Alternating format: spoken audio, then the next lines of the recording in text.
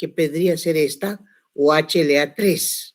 Para nosotros, HLA1 más que comprende estas regiones A, C y B.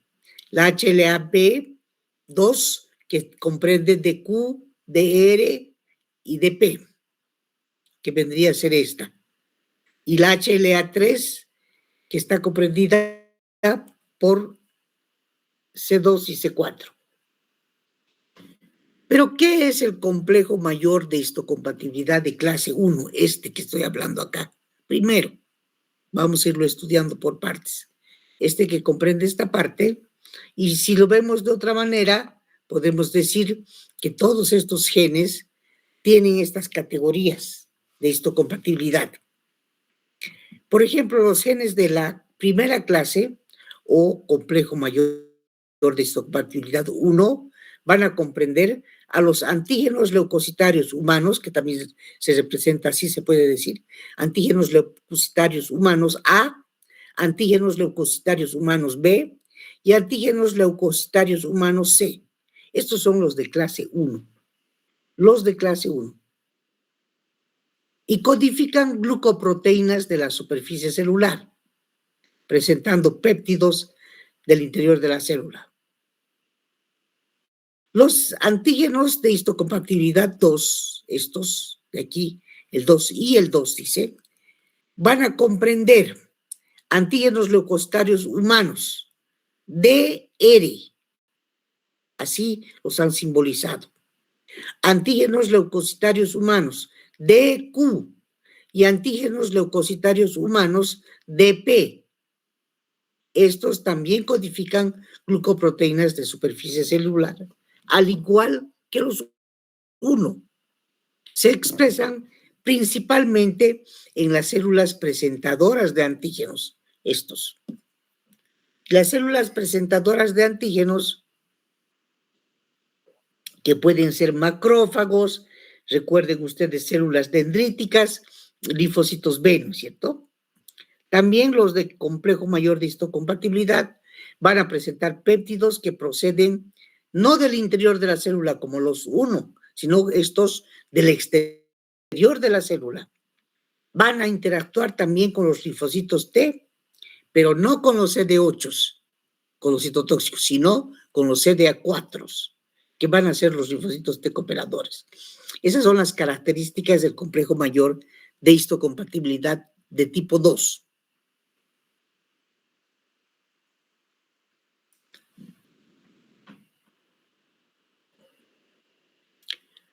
Y los genes de clase 3, que van a ser los últimos, la tercera parte de clase 1 ya hemos hablado, clase 2 hemos visto, acabamos de ver, y los de clase 3, ¿qué van a tener? ¿Qué importancia clínica va a tener la clase 3?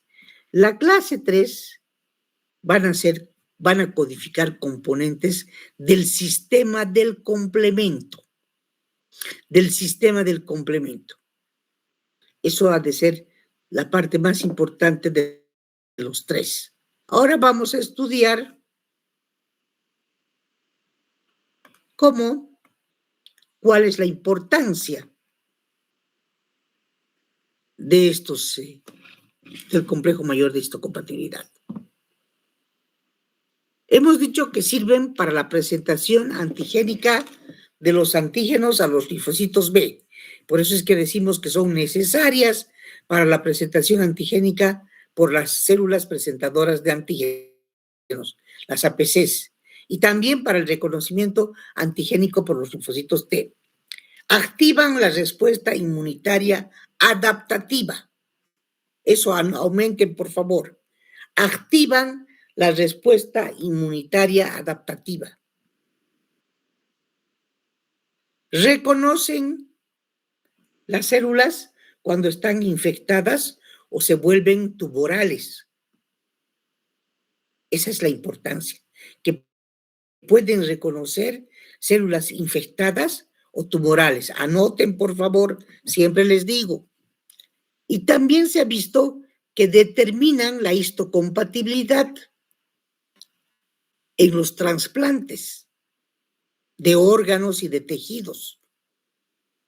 Las moléculas de histocompatibilidad halogénicas son las principales dianas moleculares de las reacciones de rechazo de órganos. O sea, su importancia grande del complejo mayor de histocompatibilidad sirve para los trasplantes de órganos y para los trasplantes de tejidos. O sea, la importancia clínica es cuanto mayor sea la compatibilidad del antígeno leucocitario humano entre el donante y el receptor, menor va a ser el riesgo de rechazo de órganos. Eso tienen que saber ustedes.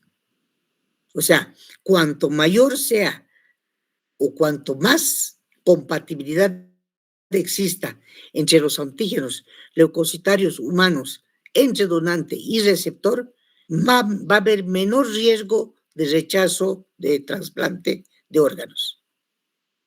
También es importante, además de los trasplantes, las enfermedades autoinmunes son muy importantes. El complejo mayor de histocompatibilidad en las enfermedades autoinmunes, algunos alelos de antígenos de leucocitarios humanos se asocian a enfermedades específicas. Por ejemplo, cuando tenemos espondilitis anquilosante, poseemos el antígeno leucocitario humano HLA-B27. Cuando tenemos, por ejemplo, diabetes mellitus de tipo 1, vamos a tener el antígeno leucocitario humano de clase 2, DR3 y HLA-DR4. Imagínense. O sea, esto ya viene predispuesto genéticamente. Si nos vamos a enfermar, ya sea de espondilitis anquilosante, porque vamos a aportar el HLA-B27, o si nos va a dar diabetes mellitus tipo 1, vamos a tener que portar HLA-DR3, HLA-DR4. Entonces, todo esto es muy importante, ya que el complejo mayor de histocompatibilidad es el sistema que muestra fragmentos de proteínas a los linfocitos T, para que el sistema inmune decida si va a iniciar una respuesta de defensa o no. Ahora, existe, sin embargo, también mucha restricción del reconocimiento antigénico. Miren, restricción por el complejo mayor de histocompatibilidad. Acá tenemos la célula de linfocitos T, esta va a ser los linfocitos T, y obviamente tienen sus receptores, los TCRs acá, y acá tenemos el complejo mayor de histocompatibilidad. Y esta es la célula presentadora de antígeno, está la amarilla. Y este vendría a ser la proteína que estamos presentando, los TCRs. Entonces, actúa también en lo que es el reconocimiento. La célula presentadora de antígeno tenemos acá.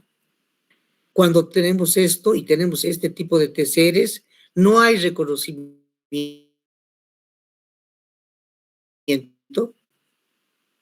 ausencia de reconocimiento. Y si entre la célula T no está presente el complejo mayor de histocompatibilidad, hay también ausencia de reconocimiento. O sea, es muy importante justamente para todas este tipo de reacciones. Entonces, las moléculas de histocompatibilidad, ya saben ustedes, constituyen también un sistema de transporte de antígenos, desde el interior celular hasta la superficie celular, donde van a ser presentados y reconocidos por los linfocitos T. Como el MHC también se lee como HLA, es antígeno leucocitario humano, el MHC cumple funciones de reconocimiento, diferenciación y defensa. Resumiendo, todo lo que ya hemos hablado. El rechazo está relacionado con la disparidad entre los antígenos del donante y del receptor, cuando no se compatibilizan, cuando no es mayor la compatibilidad que existe entre el donante y el receptor, la compatibilidad de los antígenos leucocitarios HLA, va a ser menor el riesgo del rechazo, ¿no es cierto? Eso lo sabemos. También dentro del MHC se diferencian las 3 regiones, la región 1, la región 2 y la región 3. Los de clase 1 van a generar los HLA-1, los antígenos leucocitarios humanos 1, que constituyen como el carnet de identidad de las personas, que nadie más puede tener el mismo, y que colonizan las membranas de casi todas las células del organismo. Es simplemente una comparación la que estoy haciendo, para que ustedes más o menos ubiquen lo que son los HLA. Los HLA entonces son los antígenos leucocitarios de clase 1 que van a colonizar las membranas de casi todas las células del organismo. Por eso es que cada uno de nosotros es diferente del compañero que está al lado. No podemos ser idénticos. Solo vamos a ser idénticos si tenemos un hermano univitileno, gemelo y univitileno, ¿no es cierto? Pero sí, esos pueden ser dos individuos idénticos, pero nosotros no somos idénticos porque tenemos antígenos leucocitarios humanos de tipo 1 que están presentes en casi todas las células del organismo y que nos están identificando como si fueran nuestros carnets de identidad, porque colonizan casi todas las membranas de nuestras células. Los de clase 2, que son los otros, generan los HLA que se expresan en los linfocitos, en los monocitos macrófagos y en las células dendríticas. Y los de clase 3 codifican para los factores del sistema del complemento. Eso ya hemos dicho. Entonces era el resumen.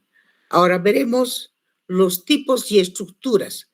Acá está el de clase 1, se simboliza de esta manera con sus estructuras. Miren ustedes, y aquí está el de clase 2, que presenta, aquí presenta también un surco de unión al péptido para presentar a los antígenos, a los linfocitos a los linfocitos T, y también posee hendidura de unión al péptido.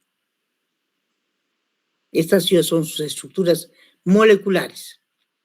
Entonces, cada clase de moléculas de histocompatibilidad va a presentar péptidos de un origen determinado que van a ser reconocidos por un tipo de célula T. Por ejemplo, las células TCD8, a quienes reconocían a las moléculas de clase 1, ¿no ve? Ya lo hemos dicho, que van a presentar péptidos de origen citosólico, que vienen desde el interior. En cambio, las células TCD4 van a reconocer, los linfocitos TCD4, van a reconocer moléculas de clase 2, porque van a presentar péptidos de origen vesicular. Entonces, cada alelo de la clase 1 solo va a presentar determinados péptidos. Por ejemplo, miren acá. Antígeno de histocompatibilidad A o antígeno leucocitario humano A, 0201, va a presentar a los péptidos al 1WLI, o péptido 2, péptido 3, péptido 4, péptido 5, péptido 6. Todos estos antígenos van a presentar compatibilidad y va a ofrecer para este repertorio de péptidos que están siendo presentados por una célula. Va a depender entonces la colección de moléculas de histocompatibilidad que tenga la célula presentadora. Y así HLA-A3 tiene R y R y toda esta colección. HLA-A presenta toda esta colección. HLA-B7, toda esta colección. HLA-B27, que es la que transmite la diabetes, por ejemplo, tiene toda esta colección. Simplemente estas son sus estructuras químicas para que más o menos ustedes se ubiquen en lo que presentan a los diversos péptidos que pueden presentar. ¿Y dónde se distribuyen celularmente o diferencialmente los de clase 1 y los de clase 2. Por ejemplo, pueden ver que los tejidos linfoides, las células T, las células B, los macrófagos, las células dendríticas, las células epiteliales del timo poseen de la clase 1 y también de la clase 2. Otras células nucleadas, como los neutrófilos, los hepatocitos, las células renales, poseen también mayor cantidad de clase 1 y no tienen, estas células no tienen antígenos de histocompatibilidad de clase 2. Todas estas cosas ahora ya se conocen. Antes no se conocían. La inmunología avanza día a día. Y las células que no tienen núcleos, como por ejemplo los eritrocitos, no tienen ni siquiera antígenos de histocompatibilidad de clase 1 ni de clase 2. ¿Por qué? Porque no tienen núcleos. En cambio, las nucleadas, que se encuentran en los tejidos linfoides, que son formadores como los linfocitos T, B, los macrófagos, las células dendríticas, tienen tanto de clase 1 o menor grado de clase 2, o igual, ¿no es cierto? Pero presentan. Entonces, la organización genética del complejo mayor de histocompatibilidad, vuelvo a repetir, es una otra forma de ver los genes acá. Están ubicados, ¿dónde hemos dicho? En el brazo corto del cromosoma 6. Tienen antígenos de histocompatibilidad de 3.500 CADAS. Miren ustedes, clase 1, todo lo que está como A, B y C. Clase 2, todo lo que está como DQ, DR y DO, acá. DQ y DR, clase 2. Y DP, DQ y DR. Y clase 3, los del sistema del complemento. Solamente los del sistema del complemento. No está en este. Entonces, la herencia autosómica está ligada también a un haplotipo de alelos ligados. Por eso es que decimos que es importante ese repertorio de moléculas de histocompatibilidad que se expresan en una célula de un individuo porque condiciona el conjunto de antígenos que puede presentar. La viabilidad de las poblaciones animales frente a nuevos patógenos va a depender de su diversidad de moléculas de histocompatibilidad. Por eso hay algunas razas que tienen disposición a enfermar cierta enfermedad de tipo infeccioso y no otras. La evolución ha hecho que el conjunto de moléculas sea diverso en cada individuo y que existan especies polimórficas para estas moléculas.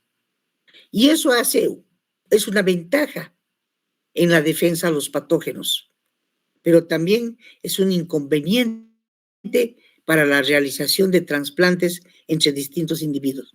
Por eso es que es tan difícil encontrar un donante que tenga compatibilidad o histocompatibilidad. Por lo general, los dos donantes de riñones, de corazones, etcétera, de corazones no, de riñones, por ejemplo, son de la propia familia, porque son individuos lo más parecidos genéticamente. Porque si no, no responde, ¿no es cierto? No funciona bien y existe rechazo, se presenta el rechazo. Acá tenemos los mecanismos de generación de un repertorio diverso. ¿Qué significará poligenia? Que tiene 3 genes para la clase 1 y 3 para la clase 2. Codominancia, cuando no se produce exclusión alélica y una célula es capaz de expresar en forma simultánea moléculas codificadas por 2 alelos del mismo locus. Aquí entra hasta la genética, ¿no? Tenemos el polimorfismo, que constituye unas múltiples alternativas alélicas para cada gen. Las duplicaciones génicas. Los genes de clase 2, los de P y los de R, tienen respectivamente 2 y 3 regiones para codificar en la cadena B. 5. Las moléculas heterodiméricas mixtas se pueden formar por combinación de cadenas tanto del haplotipo materno como del haplotipo paterno. La madre y el padre tienen que ver acerca de ese polimorfismo. Es importante también recalcar que el gatillo de la autoinmunidad, digo gatillo porque es como que disparamos a la autoinmunidad, hacemos a que los antígenos propios se conviertan en extraños y entonces surgen las enfermedades autoinmunes. Por eso se dice que el complejo mayor de histocompatibilidad actúa como si fuera un gatillo disparador de complejos de moléculas de histocompatibilidad con péptidos propios. Por eso se llaman autoantígenos, porque son presentados por los productos de unos alelos, pero no por los de otros. Cada enfermedad de estas denominadas autoinmunes, que ya vamos a comenzar a estudiar una por una, se asocia con uno o con varios alelos que tienen capacidad para presentar autoantígenos. De ahí que si repasamos la utilidad clínica de los antígenos del complejo mayor de histocompatibilidad, vamos a decir que sirven para manejar los trasplantes. También sirven para estudios médico-legales. ¿Cuáles serán estos? Por ejemplo, la determinación de paternidad. Un estudio médico-legal. Las sondas de DNA que se investigan cuando hay crímenes, las huellas digitales y también la coevolución con patógenos. Son muy importantes estos antígenos para estas cosas. Manejo de trasplantes, estudios médicos legales, determinación de paternidad, las ondas de DNA que sirven en criminología forense, las huellas digitales, la coevolución con patógenos, ¿no es cierto? Esa vendría a ser la utilidad clínica de los trasplantes, de los antígenos mayores de histocompatibilidad. Ahora, si yo lo quiero relacionar al complejo mayor de histocompatibilidad con la autoinmunidad, voy a ver que muchas de las patologías tienen su factor genético de riesgo. Por ejemplo, las enfermedades autoinmunes órganoespecíficas, como la tiroiditis de Hashimoto, va a depender de que tenga el haplotipo B8, DR3 o DR5 específico para la tiroiditis de Hashimoto. La artritis reumatoide, ¿quién la va a padecer? La va a padecer aquellos individuos que tengan antígenos leucocitarios humanos DR4 con los haplotipos DB4 y DB10. ¿Quién va a padecer la patología de la diabetes insulino dependiente tipo 1? Aquellos individuos que tengan DR3 y DR4 y los heterocigotes DR3-4 tienen aún un mayor riesgo relativo. La enfermedad celíaca, que está de moda ahora, todos son celíacos, ¿no ve? Los que tienen intolerancia al gluten.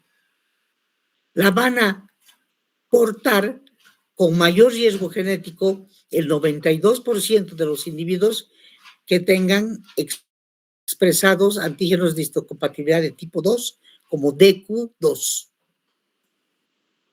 ¿Quién va a contraer espondilitis anquilosante o artritis reactiva? Aquellos individuos que porten el antígeno leucocitario humano HLA-B27 en un 90%. Por eso se dice estos que tienen espondilitis, son HLA-B27 positivos. Como pueden observar, estimados estudiantes, la utilidad clínica y obviamente tenemos que conocer de ellos, porque todas estas cosas inclusive tienen pues sus complementos en los péptidos autoantigénicos. Por ejemplo, el colágeno tipo 2 en la artritis reumatoide.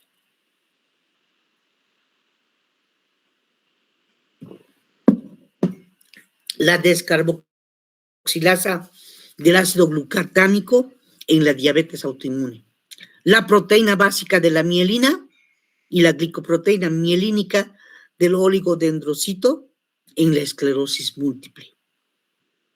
O sea, estoy nombrando enfermedades autoinmunes. El receptor de acetilcolina en la miastenia gravis. El receptor de tirotropina en la enfermedad de Graves. La desmogleína en el pénfigo vulgar. Estos son los péptidos autoantigénicos, los disparadores del complejo mayor de histocompatibilidad. Entonces, ya lo han entendido así, ¿no? Por eso es que se dice que hay una base estructural y funcional para que reaccionen de manera cruzada, por ejemplo, pacientes con esclerosis múltiple.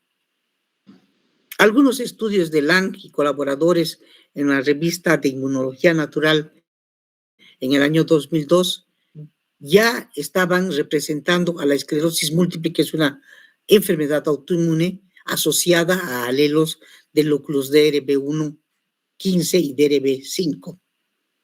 Ahora, el receptor de la célula T, el TSR de un paciente con esclerosis múltiple, que reconoce un péptido del virus de Epstein-Barr, es típico, presentado por DRB5 y O101. También puede reconocer un péptido de las proteínas, de las mayor basic protein, presentado por DRB1, el 1501. Y así los científicos van mostrándonos cómo estas enfermedades autoinmunes tienen pues reacciones cruzadas en los pacientes con esclerosis múltiple, debido a la importancia de estudiar el complejo mayor de histocompatibilidad.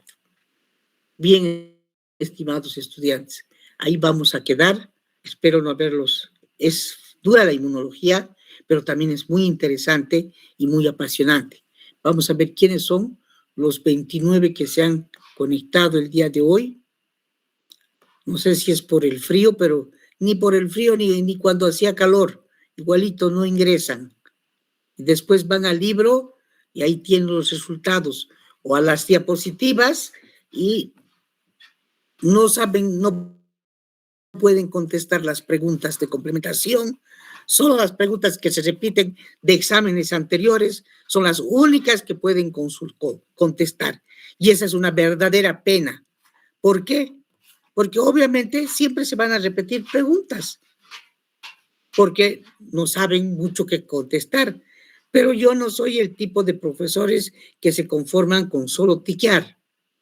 Siempre voy a preguntarles preguntas que ustedes van a tener que responderme de su entendimiento y del estudio, que sean producto del estudio de la materia.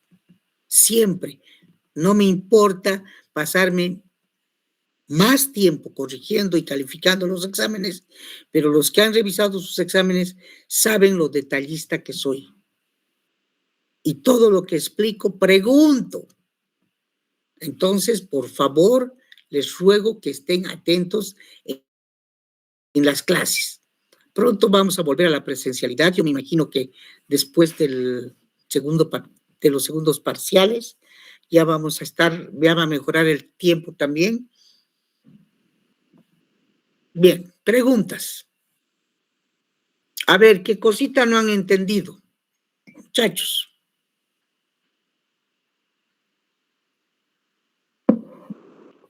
Siempre son los mismos los que se conectan.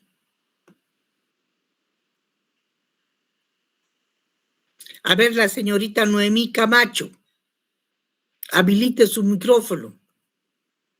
Señorita Noemí Camacho, si yo le pregunto, ¿qué es el complejo mayor de histocompatibilidad? ¿Qué me diría usted?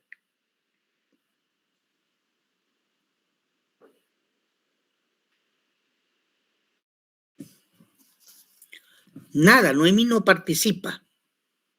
A ver, Marisabel Arellano, dígame, señorita, ¿qué es el complejo? Buenos días, doctora. Sería un grupo de genes que estos van a modificar o codifican a las proteínas y estas se encuentran en la superficie de la célula, lo que nos indicó, y van a desempeñar un papel en la respuesta inmunitaria. Muy bien, sí, así es. Justamente, es un grupo, el complejo mayor de histocompatibilidad es un grupo o un conjunto de genes que van a codificar proteínas, que van a estar presentes en la superficie de las células y que le van a permitir además al sistema inmune que pueda distinguir esto es mío y esto no, entre lo propio y lo extraño. ¿Dónde se encuentra el complejo mayor de histocompatibilidad en los seres humanos? ¿Dónde se origina? ¿Quién me puede contestar esta pregunta? Levante la mano. A ver, Leonardo Milton. ¿Dónde se origina? Se origina en el alelo corto del cromosoma 6, doctora. En el locus. En el locus, en un locus corto, del brazo corto, perdón, del cromosoma 6 humano. Cierto. Allí es donde se origina. A ver, otra preguntita. ¿Cuántas partes tiene o cuántos tipos de complejo mayor de histocompatibilidad existen? Levanten la mano.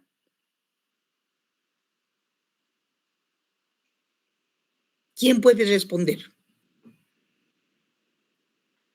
Doctora, son 3, la clase 1, clase 2 y la clase 3. Muy bien. Los de clase 1, los de clase 2 y los de clase 3. ¿A quiénes codifican y en quiénes se encuentran los de complejo mayor de histocompatibilidad de clase 1? ¿Y a qué he dicho que se parece? ¿Alguien me puede decir a qué se parecía? El complejo mayor de histocompatibilidad de clase 1. ¿Están en las células nucleadas, doctora? Sí, muy bien. Los de clase 1 se encuentran en todas las células nucleadas y es como una especie de carnet de identidad, les he dicho, ¿no es cierto? Por lo que no ve que yo tengo un carnet, usted tiene otro, Isabel Mamani tiene otro, Marisabel Arellano otro, Pamela otro, Leonardo otro, Danilo otro, Carla otro. ¿Es por qué? Porque su complejo mayor de histocompatibilidad de clase 1 es diferente en cada persona. Solo puede ser idéntico en gemelos univitilinos idénticos. ¿No ve? Entonces, el complejo mayor de histocompatibilidad de clase 1 es como una especie de carnet de identidad. Y se encuentra en casi todas las células nucleadas de su organismo. Presenta péptidos que proceden del interior de la célula y que son, por ejemplo, las proteínas virales. Interactúa con los linfocitos de clase T, CD8, con los citotóxicos. Y los de clase 2, ¿quién me puede decir? Doctora, Marisabel, dígame. Va a interactuar con las células TCD4. Muy bien, con los cooperadores, porque se expresa principalmente en células que son presentadoras de antígenos, macrófagos, las células dendríticas, los linfocitos B, y que presentan péptidos que proceden del exterior de la célula ya también, no del interior, del exterior, y interactúan con los linfocitos TCD4, que son los de ayuda o cooperadores. Y los de clase 2 se podían dividir en HLA-DP, DQ y HLA-DR. ¿No es cierto? Si yo les pediría sus fracciones. Y el de clase 3, ¿dónde se presentaba? El complejo mayor de histocompatibilidad de clase 3. ¿Quién me puede decir?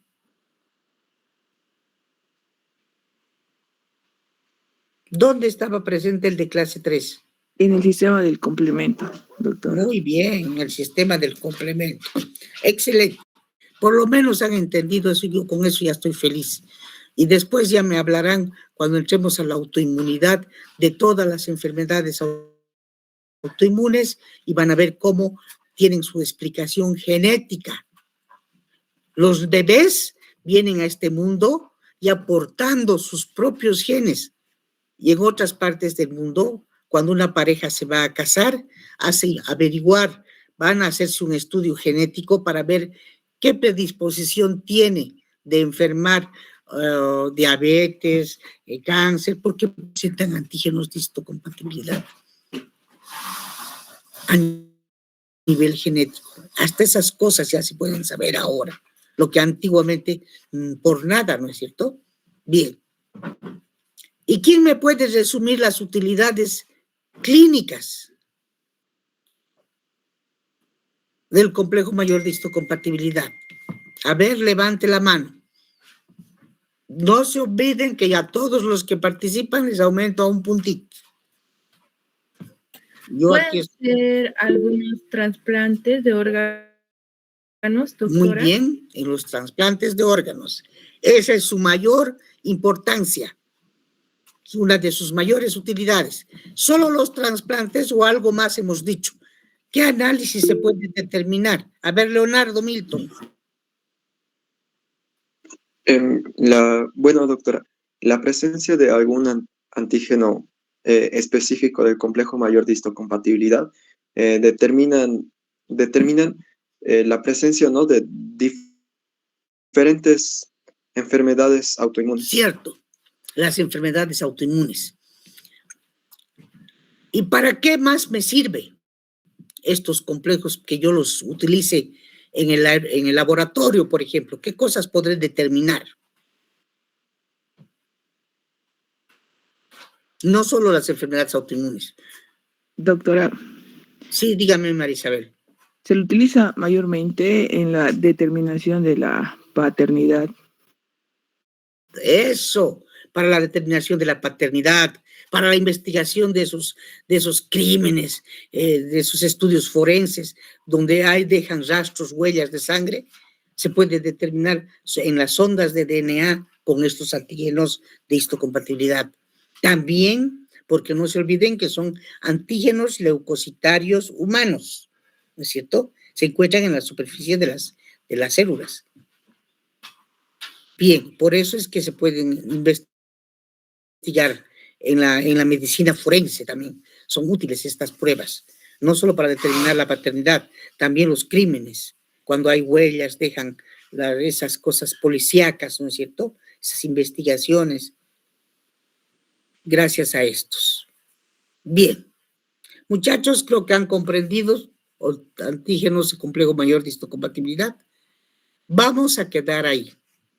Nos vemos la siguiente clase. Y recuerden que para la materia de microbiología, la siguiente semana, el martes 9, tenemos una cita presencial 9:30, a los que les interese, por supuesto, porque voy a dar una tarea conjunta a la doctora Viviana Zamorano, que va a servir tanto en mi materia como en la materia de la doctora Zamorano. Solo que en mi materia, la bacteria que yo les asigne y de la que tengan que investigar, es una tarea que va a valer 20 puntos. 20 puntos que van a tener los ganados para el segundo parcial. Claro que voy a subir a la plataforma también la tarea y ustedes se van a ocupar de hacer dos cosas.